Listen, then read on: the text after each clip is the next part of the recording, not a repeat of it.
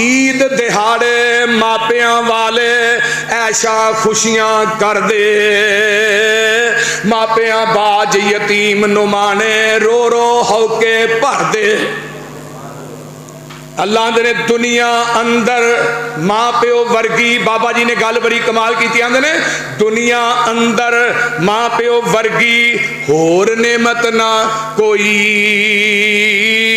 जदों टुर गए दुनिया तो टुर गए फिर पछतावे वेला नंग गए होई। इन्ना मर जाना है फिर तू कहना हाय काश अब्बे नूं कोई 4 साल होर मिल लैंदे मैं उन्हें खिदमत ही कर लैंदा। खुदा दी कसम खा के कहना जिस घर च वालदैन टुर जाए ना वो घर कब्रस्तान बन जाता। बुढ़े माँ बाप ना बड़ी रौनक होंदी, मैनू पूछो ना जिदा माँ बाप चला गया